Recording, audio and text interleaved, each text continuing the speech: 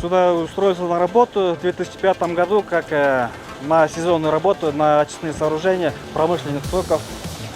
Там я отработал 3 сезона. У нас там тогда была сезонная работа, то есть летом работали, зимой отдыхали.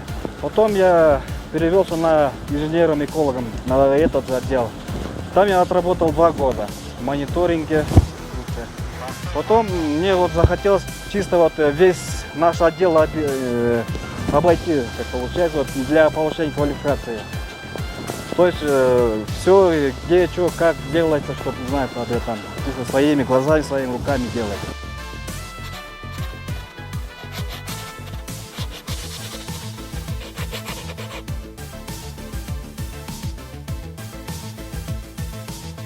Насчет экологии у нас в конторе очень жестко смотрится, и все параметры по этим законам строго соблюдаются здесь. Именно по экологии у нас группа мониторинга есть. Каждый день у нас проводится мониторинг по сайту, и пробы отбираются, и анализ отправляется в Карабалту и в Канаду. И, соответственно, у нас тоже проверяется в наших лабораториях. У нас вода накапливается на накопителе в зимний период. И весной приходят специалисты, проверяют воду на качество. Только потом, после результатов, как добро дадут, и сбрасываем воду. Такие очистные сооружения, единицы, такие вот, которые в такой высоте работают от биологической очистки. Потому что здесь суровый климат и нехватка кислородов. Здесь же как биологические очистные сооружения, получается, то есть бактериями вот очищаем чисто. А бактерии тоже как бы живой организм, им тоже вот кислород, температура все влияет на на очистные сооружения. Но тем не менее вот здесь у нас вода очищается вот почти на 100%. Госагентство вот удивляется, как можно на такой высоте вот такой очистные могут работать.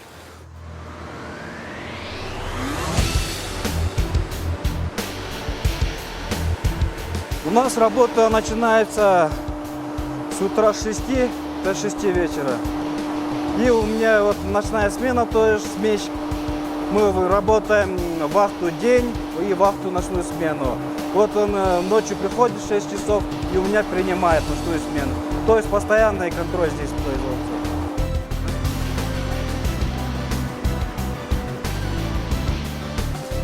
Вода поступает у нас с озера Петрова на чан сырой воды потом вот этими насосами подаются для очистки. Там и добавляются реагенты и через фильтра и обратно в чан для питьевой воды. И обратно с питьевой чана в лагерь подается после обеззараживания. У нас получается после добавки реагентов вот такие хлопья образуются. И вот здесь двойной отстойник есть у нас. Вот здесь и перемешается с водой реагенты и дальше сюда поступает в отстойник. Там где вот эти вот с хлопьями вместе вся грязь осаждается.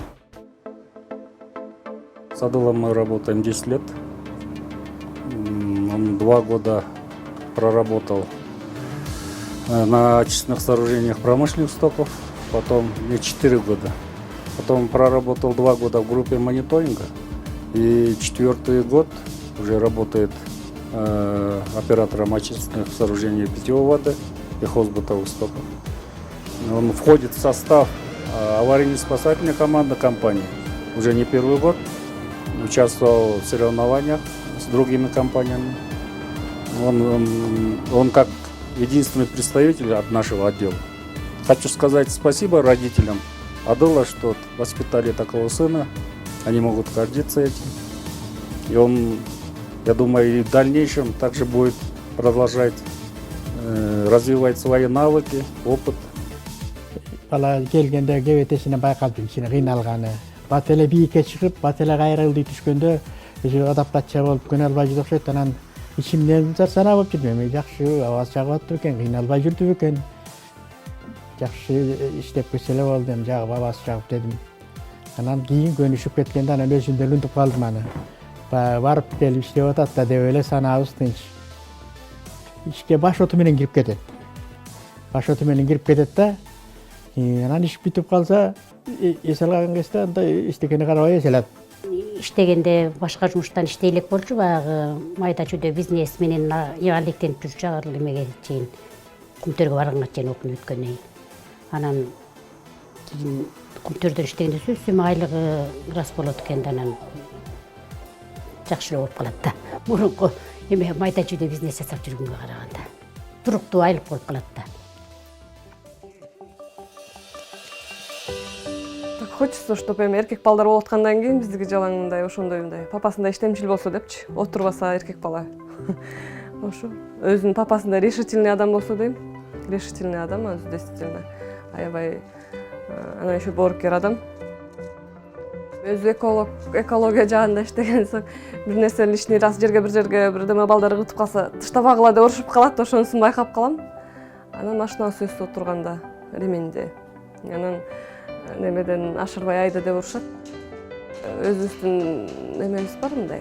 Мындай десем бир традициябыз айланып калды окшойт. Ошо Күмтөрдө болгону бир манты жазап бербейт экен. Ошо мантыбызды жазайбыз да постоянночи. А балдар уже мен мантыны жазап уже заготовка кылып баштаганда эле, папам келет экен. Башка күндөрдө эле случайно жазап калсаң деле папам келеби деп эле сурай беришет да. Үйдө болгону жакшы да. Баарыбыз чогуу болгончу күндө. Анан эми мындай кайра ойлоп көрсөң, Кудайга шүгүр эле го. Канча деген, например, жаш үй бүлөлөр балдарын таштап коюп ат эмелерине кетип атышат. Айлап, жылдап балдарын көрбөй Россияга, башка чет мамлекеттерге иштепчи. Ага караганда 15 күн эми көндүм деп деле айта албайм, баары бир всё равно жок дейсиң да. Ал кеткенде уже кантипдей мынтип чай да ичкиң келбейт. Тамактын даамы кетип калат дегендей. Балдар да күн санашат, күтүшөт, сагынабыз баарыбыз. Ушу жумуш болуп эле турса деп эле ойлойбуз. Өзү дагы өзүнүн немеси окуусун ошону бүткөн дегендей. Экология жагын. Өзүнүн эле профессиясы менен иштегенде жакшы да. Өз билген жумушу өзүнө мындай жаккан удовольствие дегендейчи.